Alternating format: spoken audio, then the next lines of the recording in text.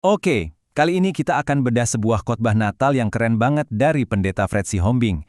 Ini bukan sekedar cerita kelahiran biasa loh, tapi lebih dalam lagi. Ini tentang kekuatan sebuah respons.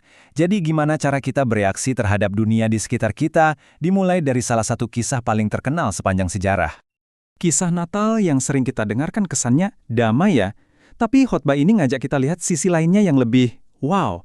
Bayangin aja, perjalanannya itu sejauh 150 km, dan itu ditempuh dengan jalan kaki. Ini bukan jalan-jalan sore ya. Perjalanan dari Nazaret ke Bethlehem itu kira-kira butuh waktu 4-5 hari. Dan yang bikin ini luar biasa, Maria melakukannya pas lagi hamil tua. Khotbah ini benar-benar menekankan bahwa pengorbanan dan kesulitan itu jadi fondasi dari peristiwa besar ini. Oke, kita masuk ke bagian pertama, kelahiran yang sederhana dan sulit. Jadi tempatnya tuh bukan cuma sederhana, tapi digambarin sebagai kandang hewan yang kotor, bau, ya jauh dari kata layak. Dan bayinya dibungkus pakai sobekan kain bekas, bukan kain sutra atau selimut yang empuk. Nah, bagian kedua ini nih yang menarik. Saksi pertama yang terpinggirkan. Coba deh pikirin, siapa yang pertama kali dapat pengumuman besar ini? Bukan raja, bukan pemuka agama, tapi malah para gembala. Dan ini langsung memunculkan pertanyaan penting. Kenapa harus mereka? Pilihan ini tuh punya makna yang dalam banget. Soalnya di masyarakat zaman itu, para gembala itu dipandang sebelah mata.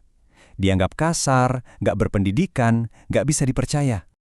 Ini yang membawa kita ke inti pertanyaannya. Kenapa pesan paling penting di dunia justru disampaikan pertama kali ke mereka yang dianggap paling bawah? Nah, untuk ngejawab pertanyaan tadi dan menjelaskan soal kekuatan sebuah pilihan, khotbah ini ngasih sebuah perumpamaan yang simple tapi dalam banget. Judulnya, Dua Pria, Dua Respons. Coba bayangin skenario ini. Ada dua orang. Dua-duanya jatuh ke lubang yang sama dalamnya. Kondisinya sama persis. Mereka sama-sama terjebak, dan dua-duanya sama-sama berdoa minta tolong. Terus tiba-tiba ada badai, dan sebatang pohon tumbang masuk ke dalam lubang itu. Eventnya sama persis buat mereka berdua. Tapi, yang jadi pembeda itu bukan kejadiannya, tapi gimana cara mereka merespons kejadian itu. Disinilah letak perbedaannya, ya kan? Orang pertama cuma bisa ngeluh, aduh kenapa lagi nih, udah jatuh kehujanan hampir ketimpa pohon pula. Sementara orang kedua, dia melihat hal yang sama tapi dengan sudut pandang berbeda. Wow, terima kasih Tuhan, ada air buat minum, dan pohon ini bisa jadi tangga buat aku keluar. Situasinya sama, tapi respons mereka mengubah nasib mereka. Oke, sekarang kita balik lagi ke para gembala. Sama persis kayak dua orang di lubang tadi, para gembala ini dihadapkan pada sebuah peristiwa yang bikin kaget. Didatengin malaikat, dan mereka punya pilihan. Jelas mereka takut, siapa yang nggak kaget kan? Dan mereka bisa aja mikir, udahlah ini aneh banget, kita jaga domba aja. Tapi mereka nggak milih itu. Respons mereka adalah, ayo kita pergi ke Bethlehem.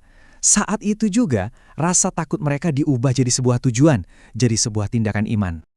Nah, di bagian kelima ini, khotbahnya jadi relevan banget buat kita sekarang. Ide tentang memilih respons ini, mengubah takut jadi aksi, atau melihat pohon tumbang sebagai tangga, ternyata bisa kita terapkan langsung ke salah satu tantangan terbesar kita di zaman sekarang, teknologi.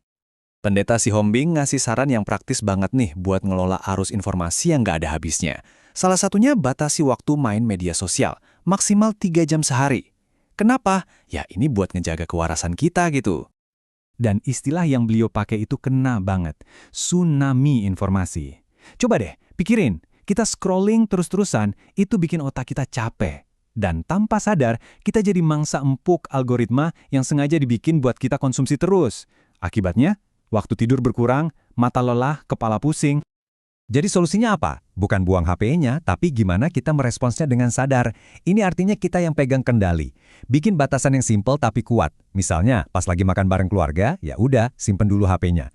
Atau pas lagi ibadah, fokus. Biar kita bisa benar-benar terhubung, entah sama keluarga atau secara spiritual. Dan prinsip ini, prinsip memilih respon, itu berlaku buat semua hal dalam hidup loh. Mau itu masalah hubungan, kekecewaan di kerjaan, atau bahkan rasa sakit hati. Kita selalu punya pilihan. Mau jadi kayak orang pertama yang terus-terusan ngeluh, atau jadi kayak orang kedua yang nyari jalan keluar. Intinya, kata khotbah ini dengan milih fokus ke hal yang benar-benar penting, dalam hal ini ke iman sebagai sumber kekuatan kita kita bisa menemukan tenaga untuk melewati keadaan sesulit apapun. Sama seperti orang kedua tadi yang melihat pohon sebagai jalan keluar, bukan sebagai masalah tambahan. Dan kita sampai di bagian terakhir, bagian ke-6. Ini adalah puncak dari semua renungan tadi. Sebuah pertanyaan yang ngajak kita semua buat introspeksi diri. Judulnya apa yang mengisi palungan Anda? Khotbah ini ditutup dengan kutipan yang jujur aja nusuk banget dari Paul Washer. Beliau bilang, jika perayaan Natal kali ini tidak memuliakan Kristus, jika tidak mengubah hidup Anda, maka kita hanya menghias palungan kosong. Artinya apa?